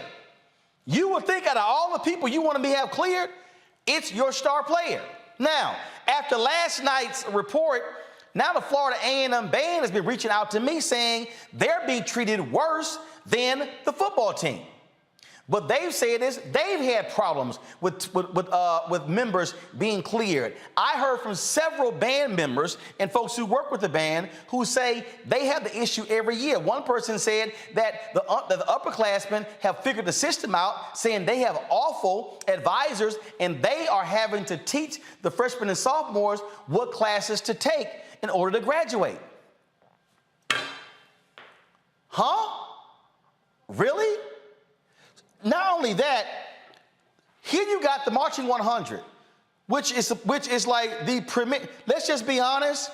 The band is bigger than the football team, the basketball team, every other sports team. This is what they laid out to me. They said when they went to North Carolina, they took a 13-hour bus ride to North Carolina on Friday. Then they get there, they had 9 a.m. practice on Saturday morning. Then the band went, no, don't show that photo please yet, y'all. That's not the photo I want to see. Hold on, I'm gonna set this whole thing up, okay? Then they had a 9 a.m. practice, okay? Then they had some other events to attend to. Then they go to the game, perform at the game, perform after the game. Then they said, here they are, tired, sweaty, hungry. They don't go back to the hotel, they have to check out. They literally are changing clothes on the bus. No shower, nothing. Men and women having to change in front of each other. And then they said, when it came time to eat, this is what happened. They had ate at a rest stop, boxed lunches, cold food. Now show it, please. That's one of the photos they sent me. Not a hot meal, a cold meal, sitting at a rest stop. Really? Now, according to band members, remember, it was 10 years ago when the drum major, Robert Champion, was killed due to hazing. And a lot of things were put in place. I was told that the band used to spend 2 nights, Friday night, Saturday night, but after that, they put clamps on the band. That was a decade ago. If you're a 21-year-old kid in the band now, you were 11 years old when that happened. And so why are you putting your premier institution, your face of your institution, going through that? How in the world are you not giving them hot meals? How in the world are they having to perform multiple times, to recruit, do all those things, and then got to get back on a bus and travel 13 hours. This is what I was also told about folks there, that for the last couple of years, they've complained, and the president's made clear, y'all keep complaining, then we gonna shut you down. Not only that, I was told that some of the students had housing issues when they got back from North Carolina, that they were locked out of their dorms and they had to sleep in the band room. Apparently, Florida A&M has a housing issue with mold and some other issues. 200 to 300 students have had to live in hotel rooms as a result. I'm trying to understand, really, is that how you're actually treating the individuals? Now, one of the things that's also interesting here is that I was told that President Robinson would not sit down with members of the band to address this issue or the Board of Trustees. This is one of the quotes. The football team gets treated better than the band. We have to do parades before the game. Sometimes they give us an apple and a sandwich. Everybody knows what is going on. This is crazy. This is another quote. Every year we lose a lot of band members. We've learned to work the system ourselves. Our advisors are incompetent. Our advisors are incompetent. Really? Now, this is what stood out to me. A person tells me, the best meal I've gotten since I've been in the band is a Chick-fil-A meal. That's the best meal that I've gotten. I was told the music building is in complete disrepair and the university has not done anything to fix it, mold issues and others. Folks, seriously, Florida A&M, what in the hell are you doing with your premier face of your institution? And I get resources in that, but ain't no way in hell the band should be eating a box meal. No, you have to figure out how to get it done. Now, 280 members of the band, 20 support staff. When they tell me that you have women who have monthly periods and they don't have any privacy, they can't even deal with their own issues, and they got to figure it out in terms of going to bathrooms and stuff.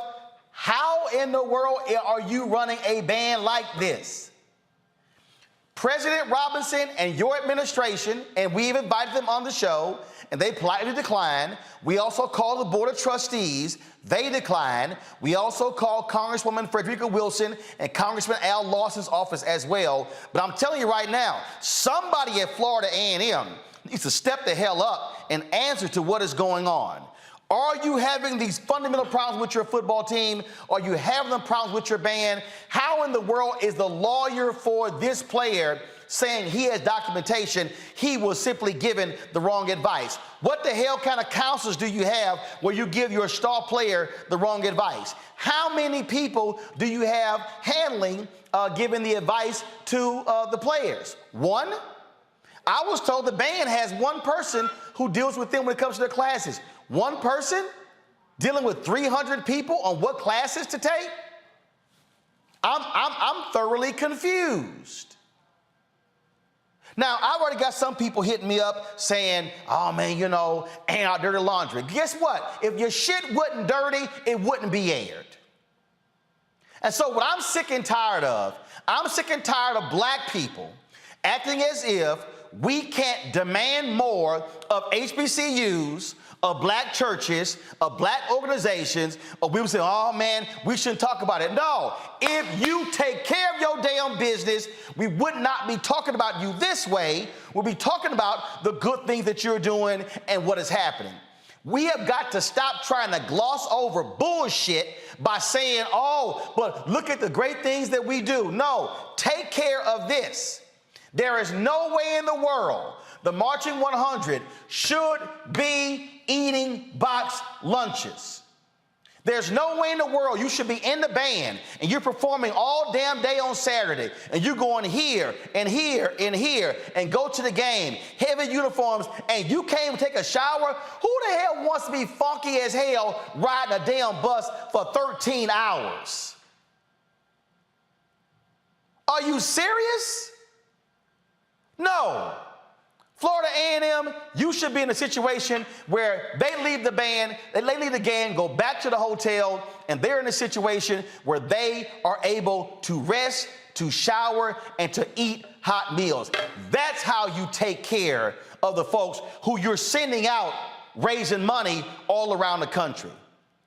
Praising them in press releases don't mean a damn thing. Praising them on social media on how great of a job they're going to be doing in the game, that means nothing.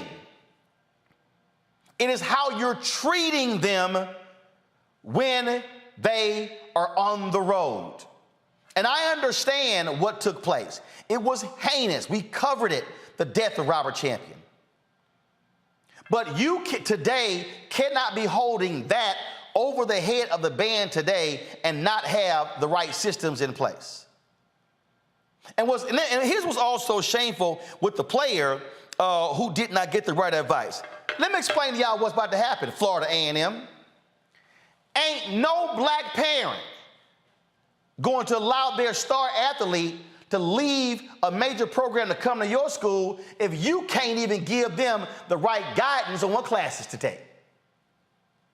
This is a star linebacker who's trying to get to the NFL. Let me explain to y'all how this works. Tomorrow, he knows this. When you are Florida A&M and you play a major game against North Carolina, the scouts are measuring you based upon the competition at North Carolina. When he can't play in a game against North Carolina, y'all are hurting his future in the NFL. And so by doing this, you are hurting future stars transferring to Florida A&M and Jackson State and Bethune-Cookman and to Alabama State and the TSU and the Prairie View and the Grambling. Y'all, I don't want to hear shit about white folks. These are black administrators who are not doing their job. And this is what happens when you fire the AD who balanced your budget and you still haven't explained why you fired him. But we know where he's at. He's a number 2 at Tulane. Now, ain't that interesting? He's a number 2 at Tulane, but he got fired as AD at Florida A&M. Y'all have heard me say this again, and I'm going to keep saying it. I am sick and tired of black institutions talking about, oh, how we're surviving. We must be having thriving conversations.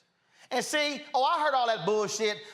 You went to the white school. Hey, it ain't my fault I went to Jack Yates High School and Texas Southern University was right across the street and they had a school of communications and I was a number 1 student in my high school in school of communications and they never recruited me.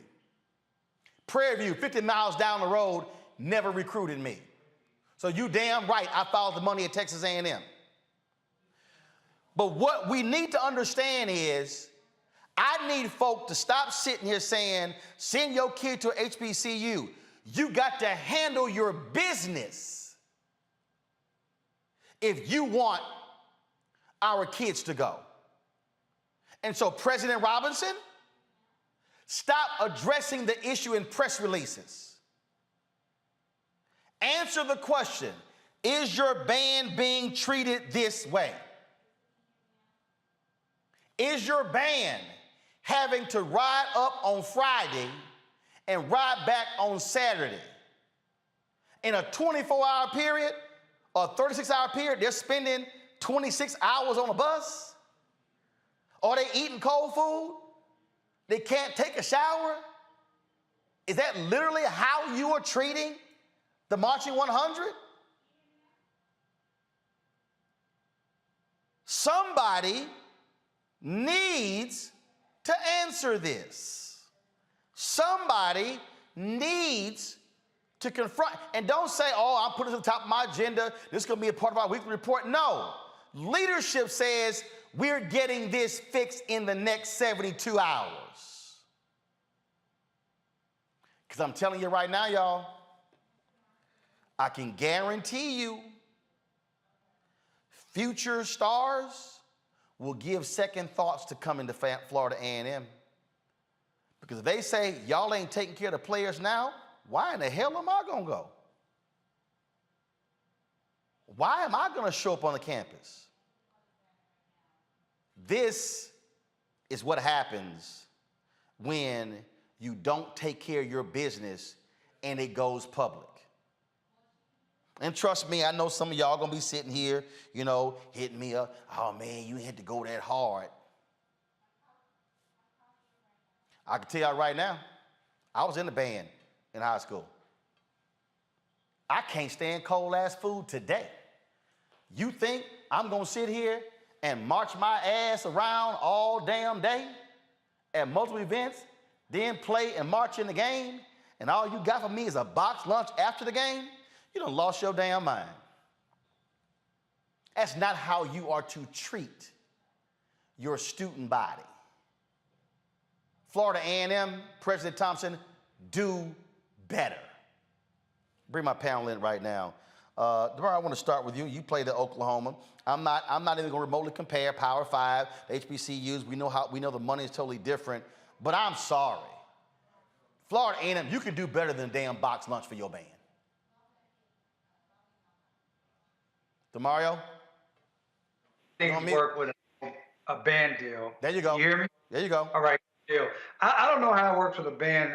This is what I would say, because I don't know much about this outside of what you've stated. I think it's a problem just generally for HBCUs to, and Deion Sanders talked about this, when you take a team, you have to be on a bus for 13 hours somewhere. I don't think you should take those type of trips in 2022. In 1975 or 1955, maybe. But in today's world, you should be playing in places that are either you can afford to fly there, or you play in a vicinity where it could be no more than an 8-hour bus driving, because that is taxing on anybody. I don't care who you are. And if it's facts that they had to spend 13 hours in a van, not get a shower, not have hot food, that is pretty egregious and atrocious, and something that should be rectified very, very quickly. Again, I don't know those facts, if that's 100% accurate, but if it is, that is something that needs to be rectified completely. I talked to multiple sources that are with the Florida A&M band who told me direct. They took a 13-hour bus ride from Tallahassee to Chapel Hill on Friday, got there, had a 9 a.m. practice on Saturday morning with the UNC band, then had a couple of performances for the band, then went to the game, and then when the game was over, they had to then board the buses, undress on the bus out of their band uniforms into their other clothes, and then they took a 13-hour ride back home. So what I was going to say, with all of those facts, I think Florida A&M, not only are they going to be reeling from what you stated tonight, but they may have some legal issues. So, I like to talk about the legal issues. I mean, you may have some Title IX issues because you having these females have to be dressed in front of males and vice versa. You can have some negligent issues. People could get sick by that type of activity. And so I think they have a lot of things that they need to pull together their full leadership team, the executive team, sit down and get this issue rectified. Period, point blank. It should not be the same thing for next weekend wherever they go play. That's number one. Number two, I don't think any HBCU should be playing these games where you're going, you don't have the proper resources. You're going to go to a big Power 5 school. Your team is going to get embarrassed and slaughtered on the field. And then your support staff have to be on the buses for 12, 14, 16 hours. That sounds like a bad high school scenario back when I played, and I graduated high school in 1994. So I hope this gets rectified both from a political standpoint, a practical standpoint, and from a legal standpoint. Look, the thing for me here, Mustafa, and again, it trips me out when people say, man, you should be bringing this stuff up. Well, don't screw it up. The reality is, this is what Ida B. Wells said, the way to right wrongs is to turn the light of truth upon them. That's the whole point. This is called light. Yeah. My daddy used to say, don't tell me you love me, show me you love me. You show me you love me by investing in me. So when we're talking about these student athletes, and the band members, are you willing to put the infrastructure and the systems in place to make sure that I stay in compliance and make sure that I have the classes that I need, because I am your ambassador. I am the one that many community members engage with and see. So if you love me, then invest in me. Invest in also making sure that you see my humanity and that you're willing to make sure that I have the sustenance that's necessary for me to be able to operate on a high level. That's both if I'm an athlete or if I'm in the band. So it sounds like, the FAMU has some significant work that they need to do in making the investments to show that they truly love both the band members and their athletes. And look, this is the video right here. The band put up. This is the video on their channel, and you see this. These are the buses they're riding in, and I get it. You're riding those buses. Let me show you at the top of the video.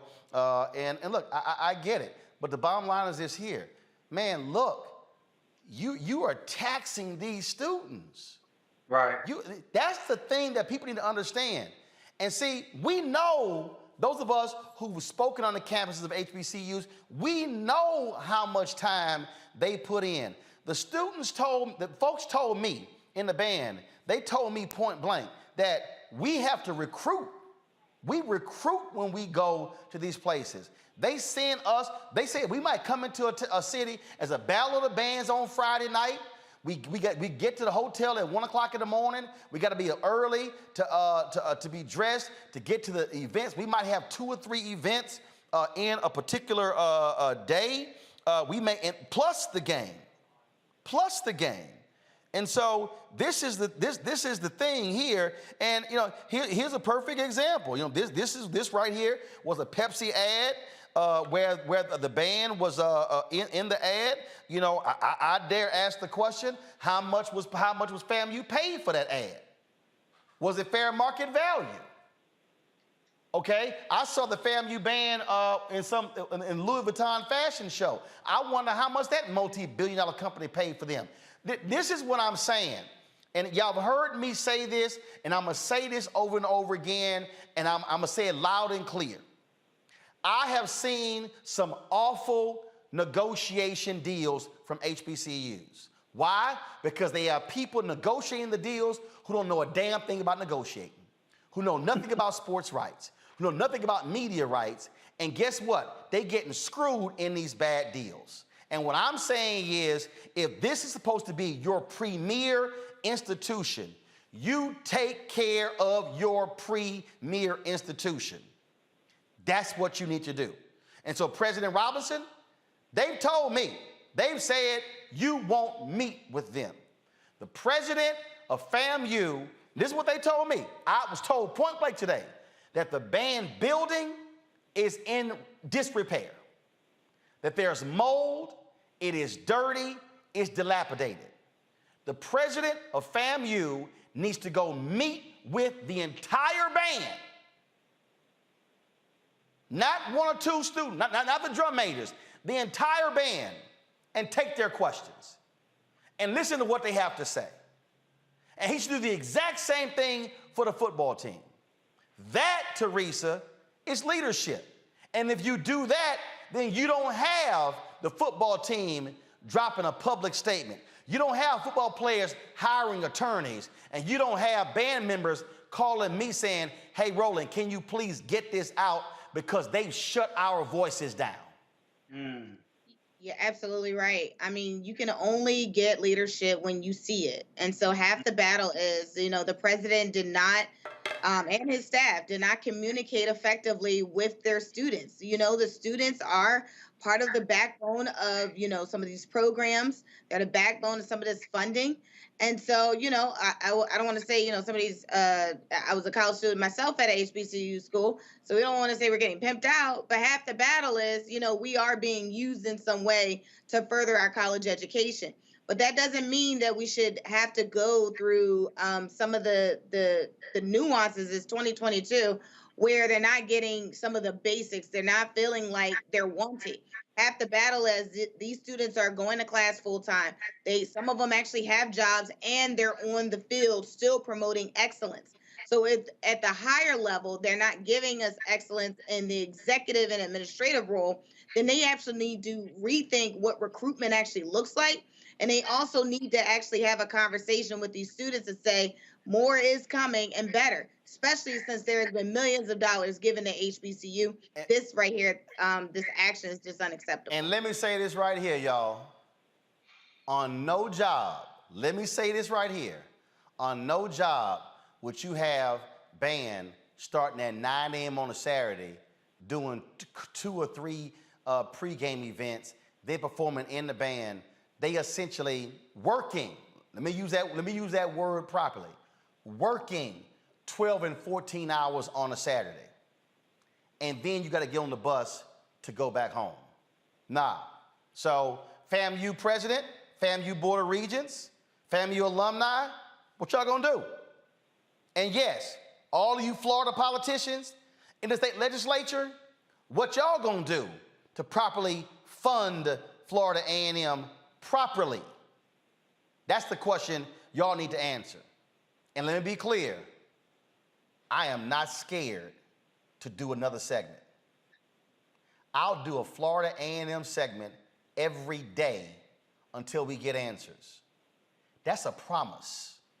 And any other HBCU out there, you doing students wrong, guess what? I'm gonna hit you too. Because if I don't accept less than excellent on this show, do you actually think I'm going to accept it in other black institutions? Hell to the no. We'll be back on Roland Martin Unfiltered.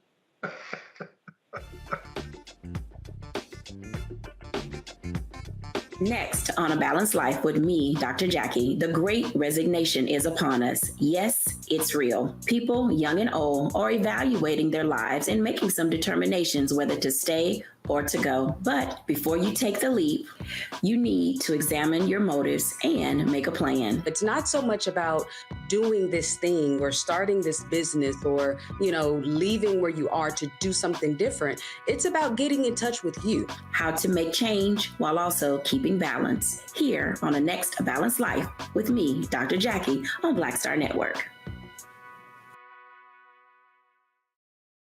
Hatred on the streets, a horrific scene, a white nationalist rally that descended into deadly violence.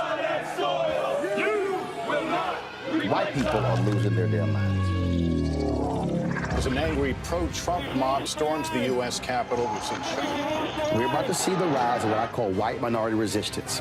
We have seen white folks in this country who simply cannot tolerate black folks voting. I think what we're seeing is the inevitable result of violent denial. This is part of American history. Every time that people of color have made progress, whether real or symbolic, there has been what Carol Anderson at Emory University calls white rage as a backlash. This is the rise of the Proud Boys and the Boogaloo Boys. America, there's going to be more of this. Here's all the Proud Boys, guys. This country is getting increasingly racist in its behaviors and its attitudes because of the fear of white people. The fear that they're taking our jobs, they're taking our resources, they're taking our women. This is white fear.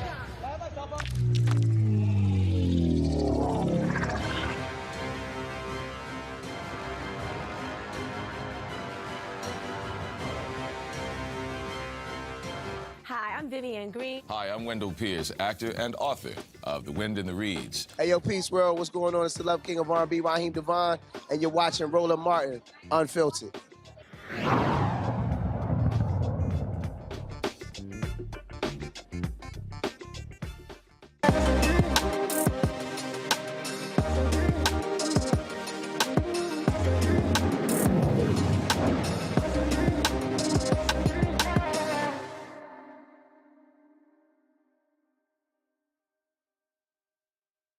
Time for our marketplace segment where we always feature various black-owned businesses on the show. And this week we are dealing with designer of a multi-use bag. Now, when it comes to these handbags and backpacks and other sort of bags, I mean, folk are spending a whole bunch of damn money on these bags. And so folks are walking around with 5, 6, 8, 10 different bags, but, Fellas, we always ask the question, ladies, can y'all just have one damn bag? Just one? I'm just saying. I mean, do we have to have like literally 10, 15, 20 bags? I don't know, Teresa, how many you got? You a handbag queen, Teresa? I am. Yeah, okay, so this segment is just for you right here. And so let's talk about it right here, y'all. So here we go right here. This is the bag by our next guest we want to talk about. This is like a multi-use bag. It's called Minky Blue. The company's Minky Blue, M-I-N-K-E-E Blue. They solve what is called the overload bag syndrome by creating an organizational fashion bag for the ever-changing role of busy women. Okay, joining us right now is Cheryl Mose. She joins us from Philadelphia. Cheryl, you are the owner-creator of this? I certainly am, and let's add an inventor. I have 2 patents on that bag. All right, so how'd you arrive at this here? Were you tired of spending crazy amount of money on all them damn bags like Teresa?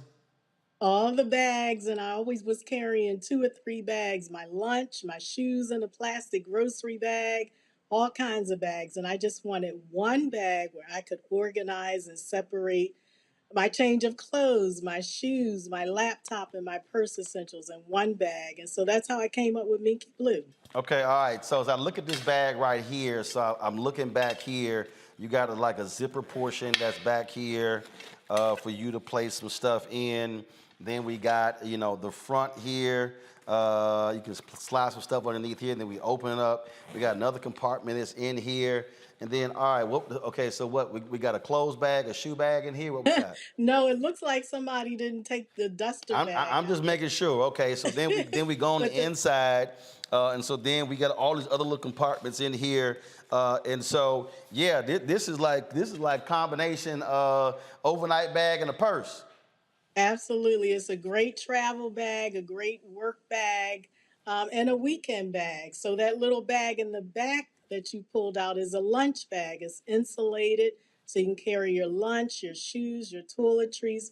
And then on the top of the bag, you can carry your laptop and purse essentials. Okay, and but it has a zipper right in the middle of the bag, so you can convert the bag and change it from a 2-compartment bag to just a full open tote bag. all right, so when you say at your lunch compartment, come back to me. So this, I unzip the back right here. And Yeah, so, there's the lunch bag right there. all right, so this is the Got lunch. it. This is the lunch bag right here. Okay. Yep. And then you can carry when you're not carrying the lunch bag, you can put your shoes back there. Okay, especially these folks when they be going to Essence Fest, need some flats. All right, so here's the question here. But is the bag really only for women? Actually, the bag you have is for women, but I do have a gender-neutral bag, a men's bag as well. Okay, all right then. And so when did you start this? I launched in 2014, so I've been doing it for a while, and we sell all around the world, and I'm really excited to say that I'm launching in Macy's the end of October. So I'm really excited about it. How many units have you moved? We've moved about 8,000, 10,000 units. Got it. And so you're launching in Macy's in October. All right. I mean, that's pretty cool. Now, the construction of the bag, where the bag's made, and what's the materials? Is it the top leather, and then what's this bottom material? It's actually a vegan leather, and they are made overseas. I also have bags that are nylon and a canvas type material, so a mix of materials. Okay. All right. Let's see here. Questions. Teresa, you first. Just to solve your overload bag syndrome. Well, honestly, I think this is a bag for entrepreneurs. So thank you so much for making a bag that fits me. I know when I go on TSA, they're probably going to have additional compartments to check, but I can't wait to order. So one of my questions for you is, what was, obviously, day to day, and I'm just going to say women first, we were just doing a lot. So what made you in 2014 say, this is the bag, that I'm going to create? Yeah, it was really about, I was taking the train in the city. I had my shoes in a plastic grocery bag, and I put that bag inside of my tote. I had a piece of fruit at the bottom of my bag. I had my laptop in that bag, so everything was just mixed up. And I'm looking around on the train and I see other women carrying 2 or 3 bags. And I came up with this idea because I was like, I just wanted one bag where I could organize and separate everything in the bag and not struggle with 2 or 3 bags. And what's your website? It's minkeeblue.com, MINKEE Blue. Thank you. All right, let's see here. Mustafa. Yeah, well, congratulations on all the success you've had. You know, I'm curious because I always believe to lock stuff in, and you talked a little bit about getting the patents. I believe you said 2 patents. Could you talk a little bit about the journey with that and how that helps to protect your intellectual capital as well? Excuse me. Yeah, I knew when I started this business, because the handbag industry is saturated, I wanted it to be different. And so I have a divider right in the middle of the bag that unzips to allow you to convert the bag from 1 compartment to 2. All right, then. So that's the patent. All right, cool. Demario, what you got? Yeah, I'm same thing Mustafa was talking about. Very interested in the IP patent. And what's your background? And did you invent this yourself? Because you told Roland, "Hey, I'm an inventor too." So did you invent this yourself? Yeah, I did. I invented it. I have a degree in engineering, so it was all about problem solving, the structure of the bag, and yeah, I invented the bag. That's what's up. I just really, I like the way you check Roland too. So I'm a big fan of yours. First of all, she didn't check me, but you used to getting checked, so you know what getting checked feel like. Don't start. Don't start. Hey, I don't know. Hey man, you didn't give it all the smoke to FAMU. Let's talk about Mickey Blue, man. Don't start. Don't start. Calm down, man. Hey, where did the name come from? I'll go in any day on an Omega. Any day. I'm talking to the inventor here. Any Where's day. the name come from? Any day. What is the origin of Mickey Blue? The name? Yes. So I used to run a nonprofit organization where I raised money to help low-income single moms pay for childcare. And when I first started, I designed diaper bags. And I wanted the name Pinky Blue, but the domain was taken. So really, I literally went through the alphabets. I said, Linky Blue, no. Kinky Blue, and I was like, nah, that's a whole nother business. That's a whole different. Yeah, Demario, he wouldn't mind that business. Look at him. He was like, damn, look at him. You can tell right there. He was like, oh, you should have went with that name. No, you'd have had a whole different set of problems, I think. Yeah. And I just landed on Minky Blue. That's how I came up with the name. Oh, man. Really nice to meet you. Very impressed. Thank you. You too. Thank you so much for having me on. I appreciate it. All right. Again, folks, the website is minkeeblue.com, MINKEEBLUE.com. These are the social media platforms, Instagram, Facebook, and Twitter as well. And so, sure, we appreciate it. Good luck with launching in Macy's in October. Thank you so much. Thank you. All right, folks, that is it for us. Teresa, Mustafa, and Omega Man. We appreciate that. My alpha man, Mustafa. You come on. You always gonna be bookended by real fraternity people, Demario. That's what happens. So glad to have y'all on the show. Thanks a bunch. Don't forget, folks, download the Black Star Network app, available on all platforms: Apple phone, Android phone, Apple TV, Android TV, Roku, Amazon Fire TV, Xbox One, Samsung Smart TV. And of course, please join our Bring the Funk fan club, where your dollars make it possible for us to do what we do, the travel, the things we're going to be covering this fall, hitting the road, covering campaign events all across the country. Checks and money orders can go to P.O. Box 57196, Washington, D.C., 20037-0196. Cash App is $RM Unfiltered. PayPal is RMartin Unfiltered. Venmo is RM Unfiltered. And Zelle is Roland at RolandSMartin.com. Roland at RolandMartinUnfiltered.com. That's it, folks. I will see you tomorrow. Don't forget, Go to our YouTube channel, check out our videos, retweet them, push them out there so we can build up those views.